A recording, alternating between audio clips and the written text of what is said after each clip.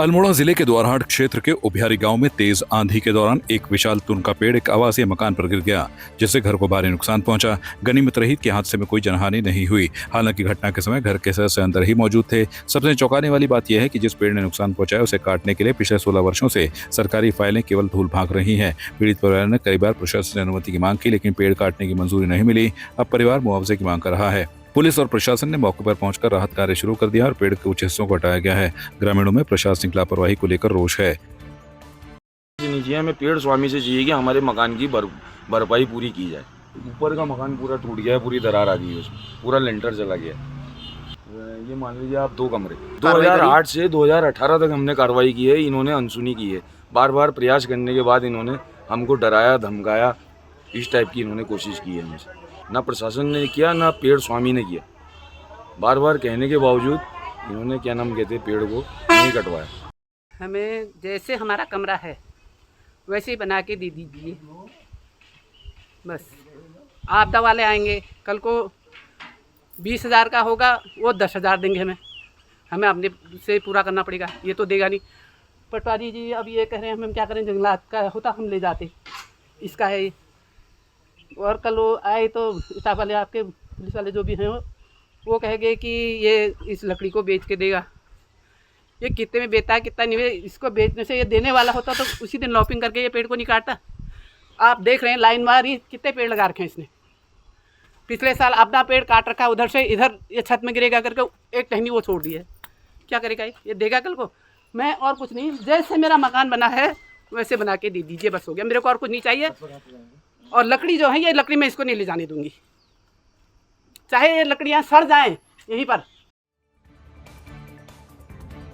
गढ़वाल सभा मसूरी ने पर्यावरण संरक्षण की दिशा में पहल करते हुए गैस गोदाम क्षेत्र के जंगल में विभिन्न प्रजाति के पौधों का वृक्षारोपण किया। सदस्यों ने पौधों के संरक्षण की शपथ लेते हुए पर्यावरण जागरूकता का संदेश दिया। कार्यक्रम के दौरान सभा भवन निर्माण की वर्षों पुरानी मांग भी जोर शोर से उठाई गई। सभा का कहना है कि मसूरी में गढ़वाली संस्कृति के संवर्धन के लिए एक स्थायी भवन आवश्यक है। 3 अगस्त को रक्षाबंधन के कार्यक्रम में कैबिनेट मंत्री गणेश जोशी मुख्य अतिथि होंगे, जिससे भवन निर्माण को लेकर महत्वपूर्ण घोषणा की उम्मीद जताई जा रही है। सभा के पवन थलवाल ने कहा कि हमारा लक्ष्य केवल हरियाली नहीं बल्कि सांस्कृतिक समृद्धि भी है। साथ ही हुसैनगंज में प्रस्तावित इको पार्क शीघ्र निर्माण कराने की भी मांग की गई। सबसे पहले तो मैं धन्यवाद करना चाहता हूं गढ़वाल सभा की समस्त बहनों का, जिन्होंने आज एक वृक्षारोपण का जो कार्य सुचारू रूप से किया। और ये जो जहाँ पे हमने वृक्षारोपण किया उसके तहत एक मैसेज हम सरकार को देना चाहते हैं कि इको पार्क की 14 बीघा ज़मीन इन्होंने नगर पालिका से 14 साल पहले ली थी, जिसका DPR भी तैयार है, पैसा भी रिलीज होगा। न जाने क्यों अब तक ये टेंडर नहीं लगा और ये पूरी भूमि जो है अस्त व्यस्त पड़ी हुई है। इसलिए गढ़वाल सभा की महिलाओं ने एक पहल करी है पर्यावरण के लिए कि जो आप इको पार्क बनाने जा रहे थे, शुरुआत हमने करी है। तो मेरा तो निवेदन है कि यथाशीघ्र इसका टेंडर लगाया जाए इको पार्क का, क्योंकि देखो आप बोर्ड भी सड़ गया है, 14 साल हो गए, लेकिन इस पर एक कुदाल भी नहीं लगी, जबकि सिर्फ 35-40 करोड़ इसका रिलीज हो चुका है। और अगर गढ़वाल सभा भवन की मैं बात करूँ, मैं माननीय मंत्री जी से अनुरोध करता हूँ कि विकास पुरुष के रूप में जाने जाते हैं, तो जो हमारा आने वाला रक्षाबंधन है, हमारी गढ़वाल सभा की बहनों को एक ज़मीन के रूप में, एक तोहफे के रूप में वो गढ़वाल सभा भवन को दे दे तो उनकी बड़ी मेहरबानी है। दालचीनी का और मोरपंख के पौधे लगाए और संरक्षण हम ही लोग आके देखते हैं। हर साल हम यहाँ पर वृक्षारोपण करते हैं गढ़वाल सभा की तरफ से, और हम ही फिर देख रेख करते हैं इनकी गढ़वाल सभा वाले। हर एक जना एक पौधा वादा करे कि अपने बर्थडे पे या बच्चों के बर्थडे पे एक पौधा लगाए।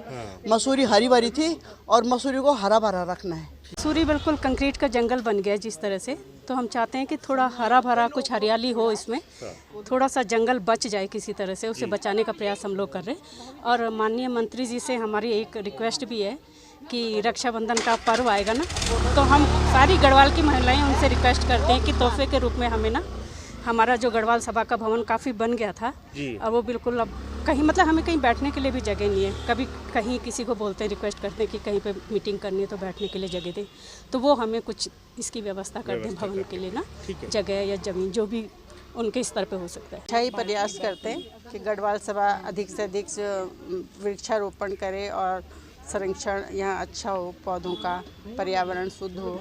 और हमारी गढ़वाल सभा की महिलाएँ हर वर्ष ही इस सावन के टाइम पे पौधारोपण करती हैं जगह जगह। कोशिश होती है कि पौधों को देखने भी हम लोग जाएं।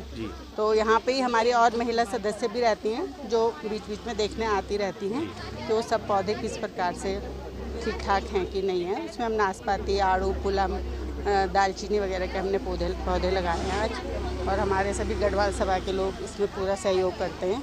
इकट्ठे मिलकर हम लोग ये कार्यक्रम को पूर्ण रूप देते हैं अपना।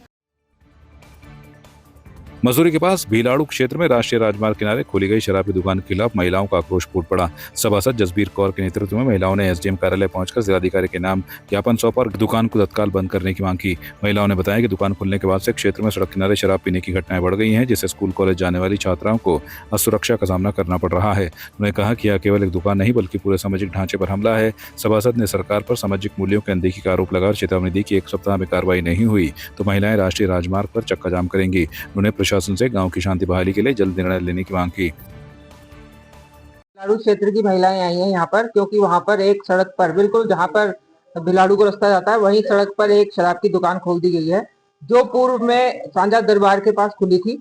और अभी सरकार ये भी देख रही कि मंदिर से दारू की दुकान का कितना गैप है, या स्कूल से कितना है। पहले जो नियम कानून थे, आज की डेट में कोई नियम कानून नहीं है। पहले कहा जाता था कि मंदिर के आसपास शराब की दुकान नहीं खुलेगी, स्कूल के आसपास के क्षेत्र में नहीं खुलेगी, परंतु अब चप्पे चप्पे पर दारू की दुकानें खुलती जा रही हैं। और यहाँ तक कि अभी ये भिलाड़ू में आ गई, सांझा दरबार से उठकर अब इसको यहाँ पर भिलाड़ू सड़क के ऊपर जो है ये दुकान खोल दी गई है, जिससे कि वहाँ की महिलाओं में बहुत रोष है, क्योंकि वो परेशान है। ये वहाँ गांव में रहती हैं और गाय वगैरह चराती हैं, बकरी चराती हैं, तो लोग शराब पी के नीचे को उतर जाते हैं और टूरिस्ट भी वहाँ पर खड़े होकर खरीदते हैं, जिससे कि वहाँ जाम लगता है, क्योंकि वो एक हाईवे है, NH है और यमुनोत्री मार्ग है, और NH पर अगर शराब की दुकान खुले तो वो तो सबसे नियम विरुद्ध है। यहाँ पर जो विरोध अगर प्यार से करो और प्यार से कोई एप्लीकेशन दो तो उस पर कोई असर नहीं होता।